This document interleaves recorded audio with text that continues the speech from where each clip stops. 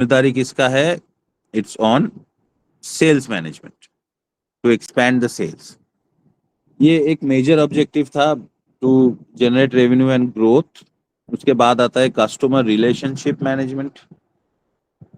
Customer relationship management भी ये करता है। What is customer relationship management? Can anyone explain?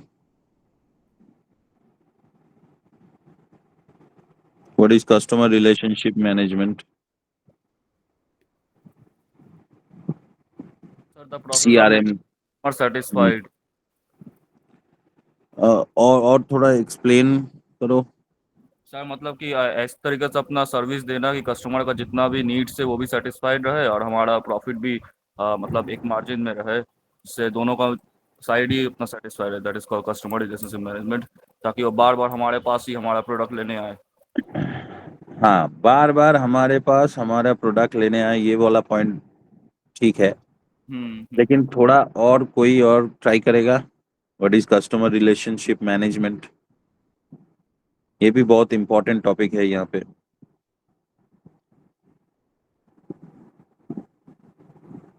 It is the techniques that you adopt. Okay, it is the techniques that you adopt to retain a customer. एक customer है, उसको बार बार लाने के लिए जो जो टेक्निक तुम यूज करते हो, those are customer relationship management. इसके अंदर ऐसा भी आ सकता है कि you are knowing the preferences of the customer. Customer हमेशा आके क्या खरीदता है, क्या उसके घर में कौन कौन है, उसका परचेज बिहेवियर कैसा है, ये सब चेक करना is under customer relationship management. Okay, ये डिजिटली भी होता है अभी। अगर if you are going for digital apps like amazon, Flipkart, ये सब भी करते हैं customer relationship management, but digitally. और अगर तुम मैनुअली देखोगे तो किसी दुकान में जाओ तो देख देख सकोगे। अगर तुम फ्रिक्वेंट बायर हो उस दुकान का, you will get a different treatment from that shop. क्या वो आया है, उसको ये लेना है, तो दुकानदार को पता होता है। That is also customer relationship management. तो what sales does is, sales एक रिकॉर्ड रखता है जहां से वो कस्टमर के बारे में हर एक इंफॉर्मेशन कलेक्ट करता है, करके वो प्रोसेस करके रखता है कि हाँ जब भी काम में आएगा ये यूज होगा।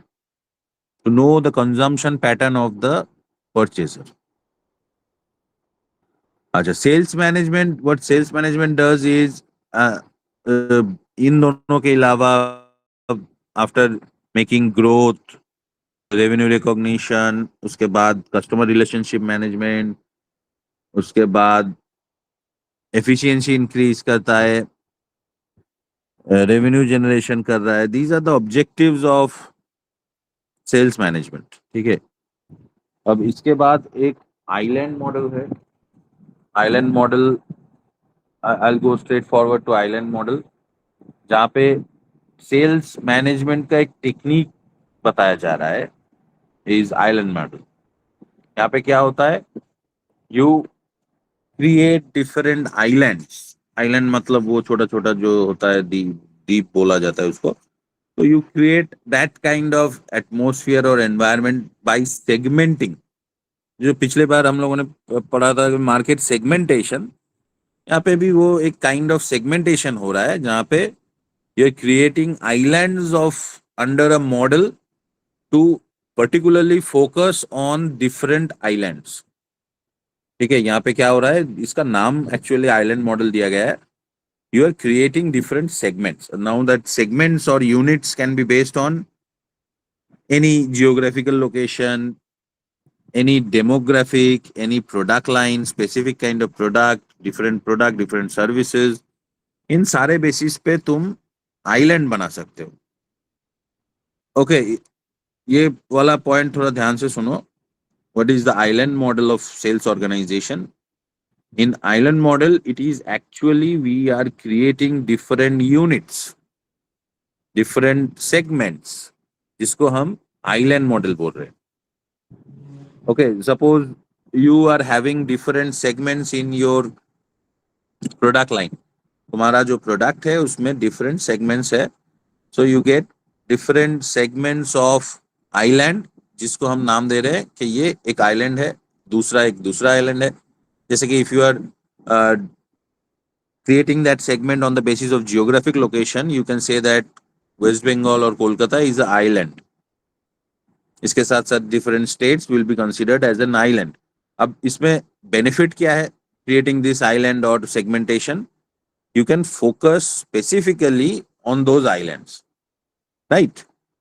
तो जब ये मॉडल यूज होता है तब डिफरेंट स्पेसिफिक आइलैंड को आइडेंटिफाई किया जाता है and these islands are held responsible for that particular area या फिर फॉर दैट पर्टिकुलर प्रोडक्ट. जैसे कि सेगमेंटेशन में होता था वैसे ही सेम है that you get to know about the faults the defaults particularly arising from a specific region. इसीलिए तुमने क्या किया है अपने स्ट्रक्चर को डिवाइड कर दिया है in islands. Is that clear? ये भी एक बहुत इंपॉर्टेंट क्वेश्चन है. The island model of sales organisation. আমি যা বলছি বোঝা যাচ্ছে তো? Yes, sir. Okay. Yes, sir. तो ये पहले था व्हाट आर द ऑब्जेक्टिव्स. फिर आ रहा है आइलैंड मॉडल. फिर आ रहा है AIDAS मॉडल. AIDAS मॉडल ये भी लिख लो. AIDAS मॉडल ये एक दूसरा मॉडल है जहां पे कस्टमर को अवेयर किया जाता है. Related to customer awareness, not selling directly.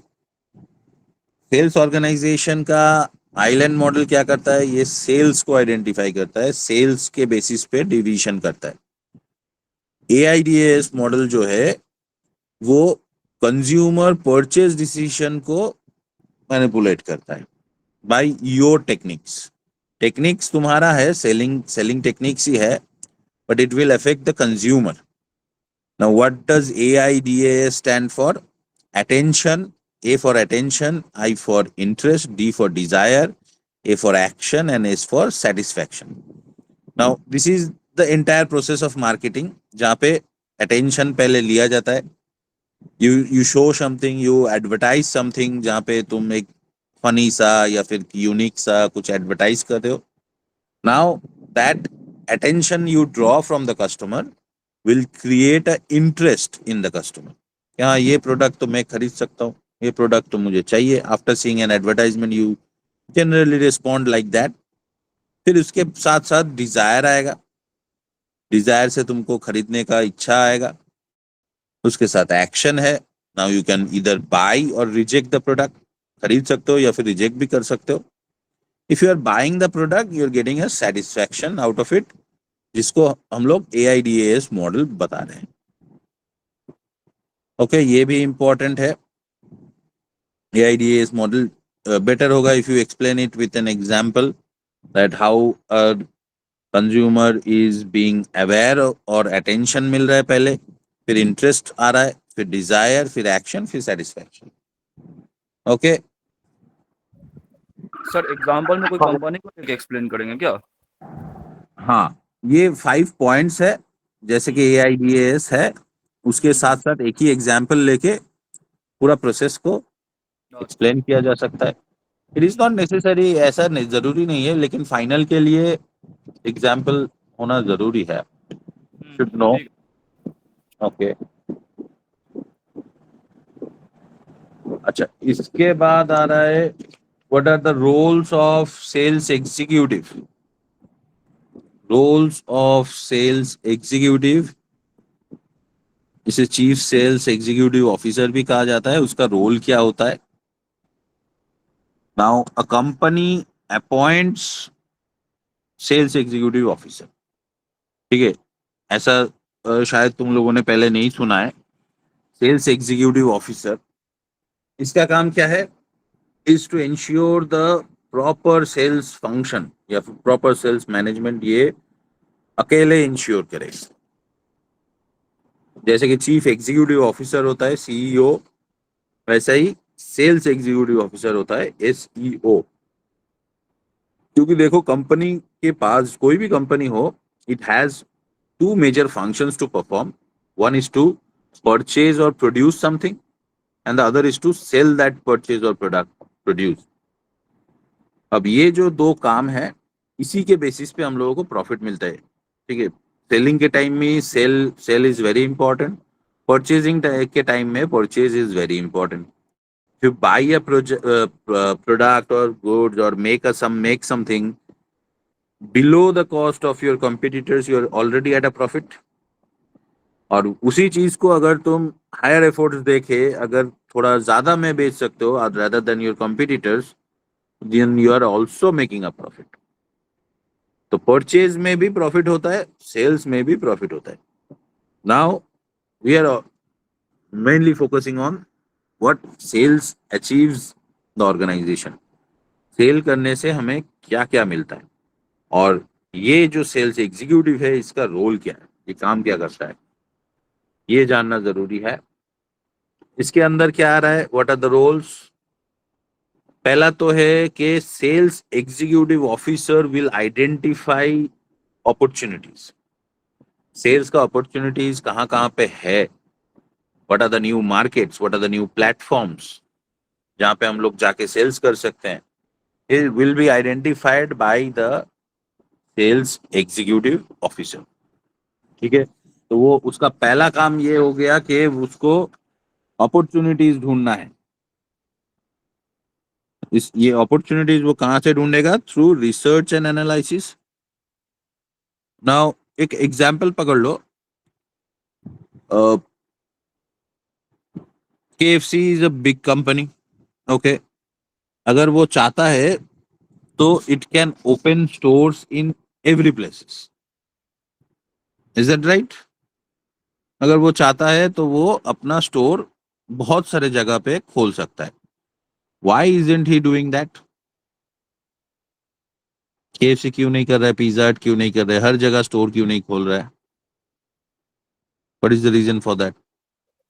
Sir क्योंकि डिफरेंट रीजन में कस्टमर का टेस्ट और प्रेफरेंस दूसरा होता है, तो वहाँ पे आपको पूरा मार्केट सर्च करना होगा कि वहाँ का जो लोग है वो हम लोग का प्रोडक्ट का सेटिस्फाइड हुआ कि नहीं. इसीलिए ऐसे हाँ रैंडमली हर जगह पे नहीं खोल सकते. हाँ, तो यहाँ पे एक रिसर्च का बात हो रहा है, राइट? कि एक प्रॉपर रिसर्च है, एनालिसिस है, जहां से हमें पता चलता है कि यहाँ पे अगर मैं स्टोर खोलूंगा तो ये नहीं चलेगा, वेरी फ्यू कस्टमर्स आएंगे, बेकार मेरा स्टोर लॉस में रन करेगा. So that is what sales executive identifies. ये किसका काम है? काम ग्राउंड लेवल में होगा, लेकिन डिसीजन कौन लेगा? Sales executive officer. कि यहाँ पे मैं या फिर मेरा company will open different section, और इस मार्केट को हम लोग टारगेट करेंगे कि नहीं करेंगे, ये सब decision will be taken by the sales executive officer. तो एक पहला रोल है. Second role is to building and maintaining relationship with the customers. एक तो बिल्ड करना, उसको मेंटेन भी करना with the customers will be overseen by the sales executive officer.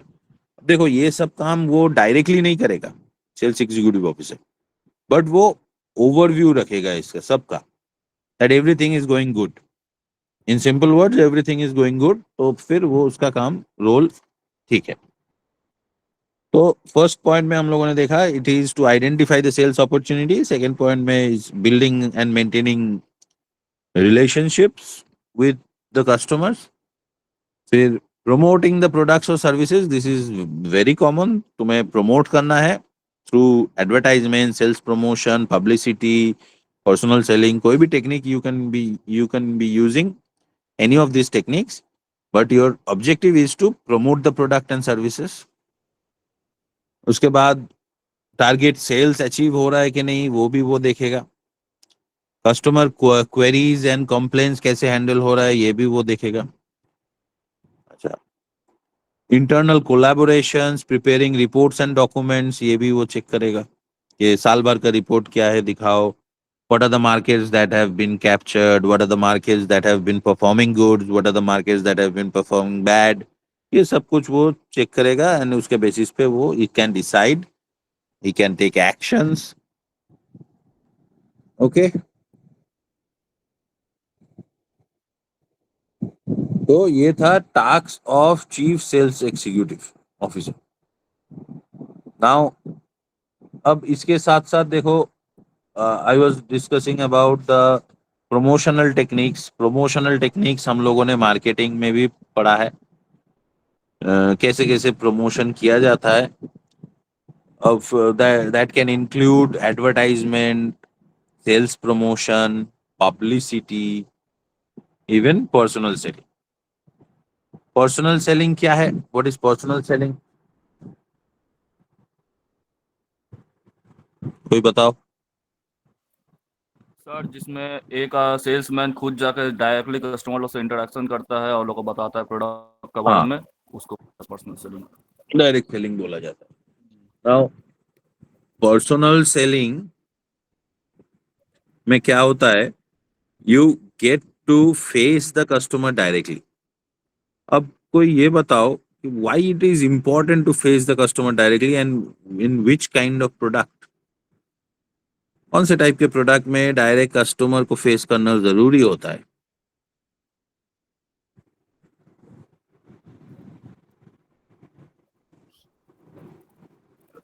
Anyone? Sir कोई ऐसा प्रोडक्ट ना जो कि मतलब स्पेसिफिक एक काम का लिए हो, जैसे कि वॉशिंग पाउडर और सो होता है ना, वो सब का ऑनलाइन में नहीं बता सकते कि उसका एडवांटेज कितना है। उसके लिए आपको सामने से कस्टमर इंटरेक्शन करना होगा, वो कुछ पूछेगा, आपको उसको एक्सप्लेन करना होगा कि हम लोग का ये प्रोडक्ट ऐसा है।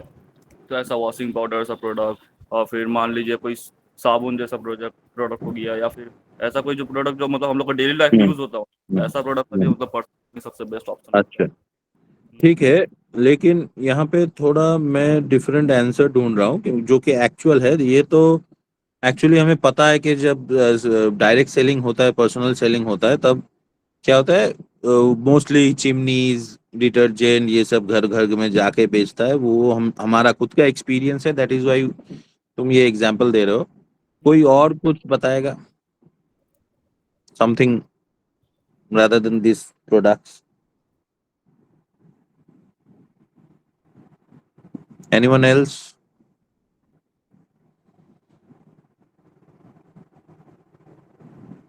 Okay, मैं बता रहा हूँ। When the product is expensive or luxury product, it is always personal selling that is adopted. जब भी कोई कीमती चीज है, बहुत ही एक्सपेंसिव चीज है, बहुत ही लग्जरियस चीज है, you will only notice personal selling, nothing other than that.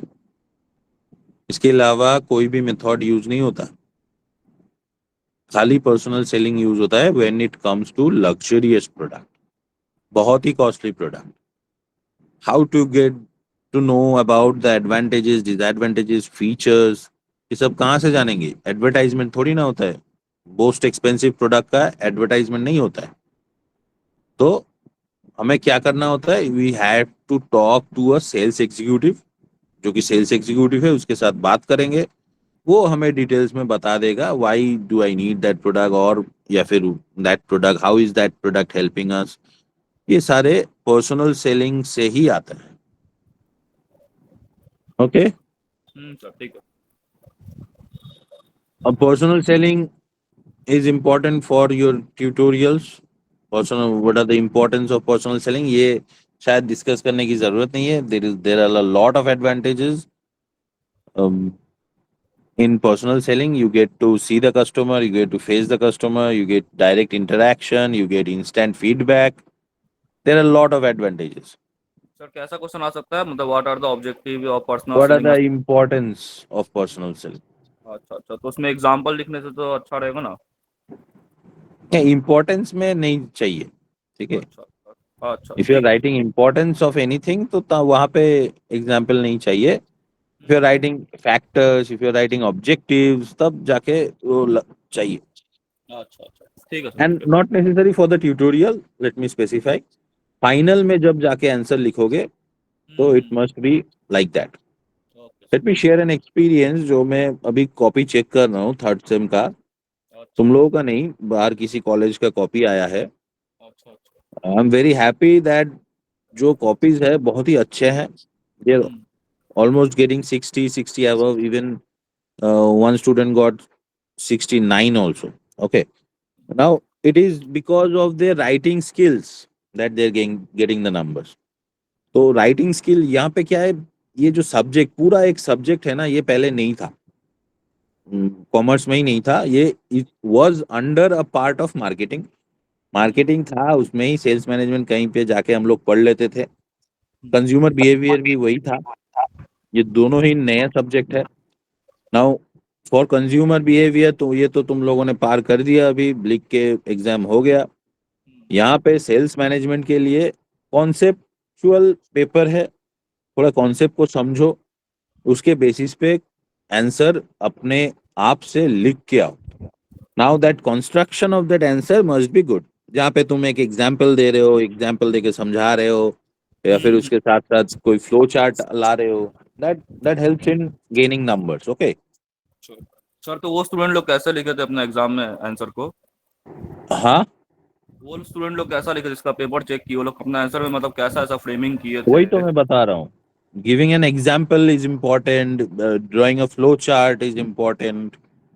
जो सेंटेंस कंस्ट्रक्ट कर रहे हो उसमें मीनिंगफुल होना चाहिए. ऐसे ही बस यही तीन चार चीज, ये जो तीन चार स्किल्स है, ये बेसिक स्किल्स है. ये मैं नहीं सिखा पाऊंगा, ये तुम लोगों के अंदर है. You just have to apply it. क्या जब मैं एक आंसर लिख रहा हूँ वो एक ऑर्गेनाइज्ड वे में हो, एक एक सुंदर देखने वाला आंसर हो, एक सुंदर पढ़ने वाला आंसर हो, जहाँ पे teacher will have to give the minimum effort to read your answer, तभी तुम्हें मैक्सिमम मार्क्स मिलेंगे. अच्छा सर, ठीक है, एग्जाम में ध्यान रखेंगे. हाँ. Now this next topic will be multiple channels of distribution. ये भी तुम लोगों ने बहुत बार किया है. Zero level distribution, one level distribution, जहाँ पे direct seller to producer to consumer होता है, एक प्रोड्यूसर होलसेलर कंज्यूमर होता है, प्रोड्यूसर होलसेलर रिटेलर होता है. ये वाला सेक्शन थोड़ा पढ़ लेना. हाइब्रिड और मल्टी चैनल डिस्ट्रीब्यूशन जिसे कहा जाता है, वो पढ़ लेना. हर कोई नोट ले रहा है ना? बाद में नहीं बताना कि मैंने नहीं बोला है कि ये आएगा. Yes sir, note. अच्छा. ओके.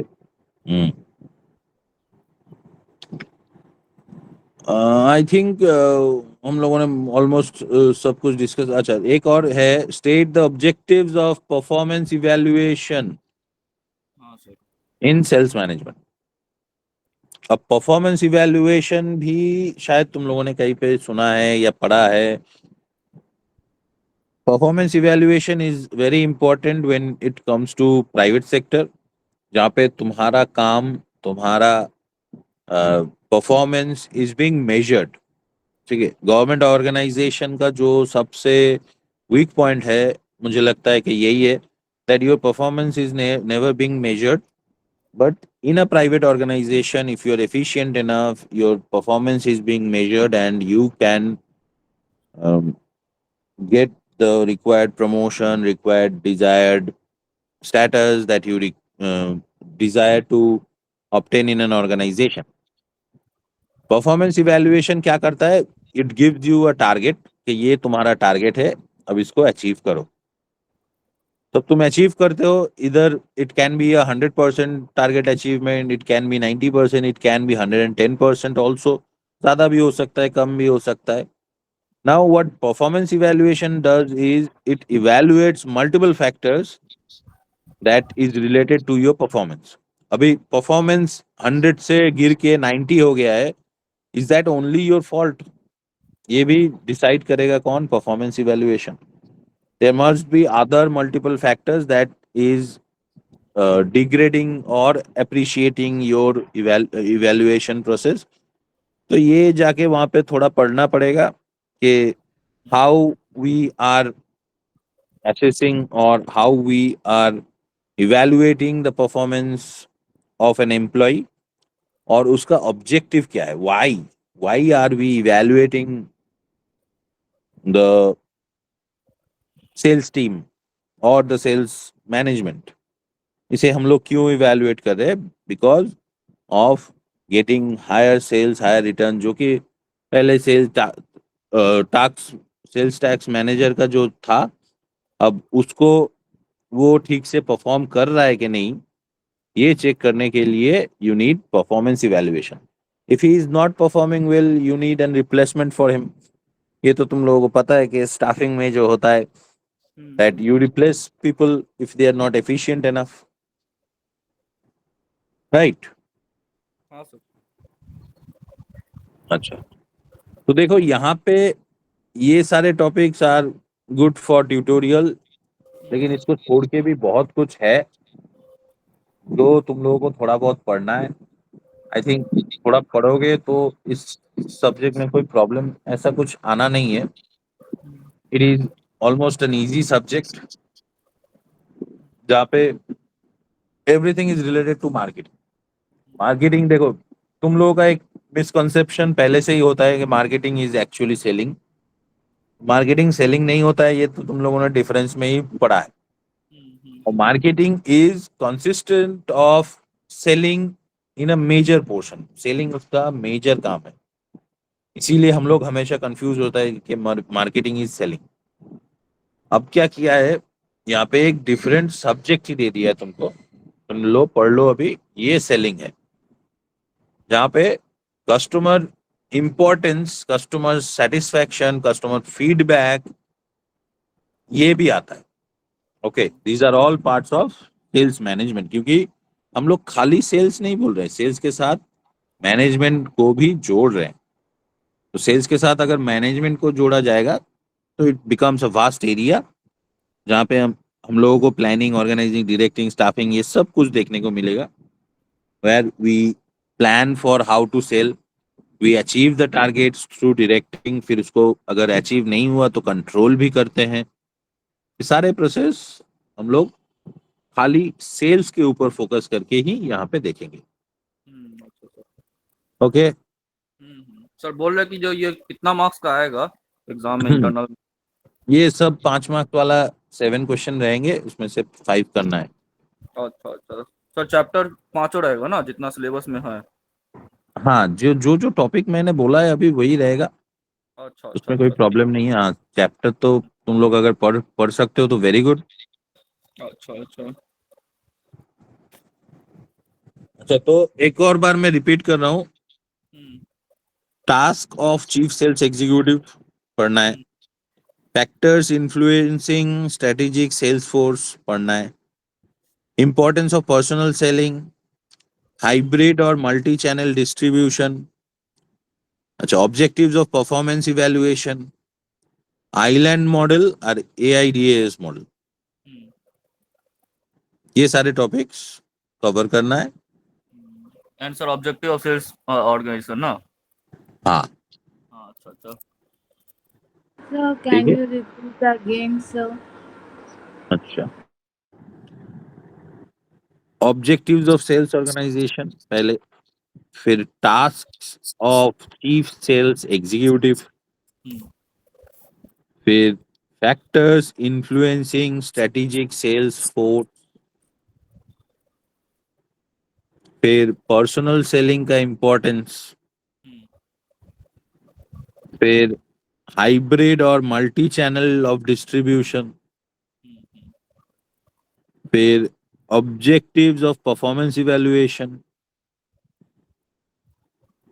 उसके बाद आइलैंड मॉडल और उसके बाद AIDAS मॉडल। ठीक है सर। ओके, सर अकाउंट्स का कुछ इम्पोर्टेंट अगर होता तो?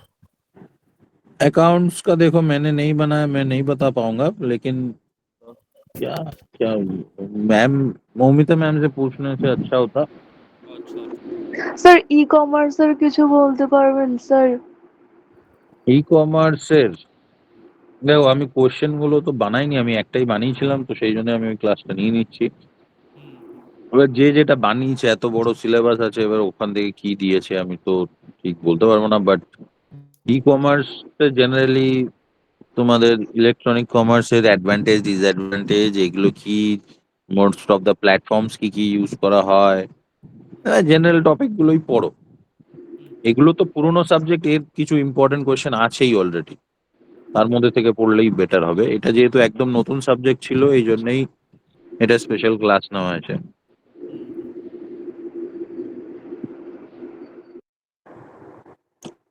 অন্য সাবজেক্ট রিলেটেড কোয়েরি আমার মনে হয় মৌমিতা ম্যামকে বলা বেটার হবে। ঠিক আছে, हाँ सर ठीक है। Okay sir. ওকে। আর কোনো কোয়েরি না থাকলে এটা ক্লাসটা এখানে এন্ড করি। ठीक है सर ठीक है। Okay, okay sir, thank you. Thank you everyone. Thank you sir. Thank you.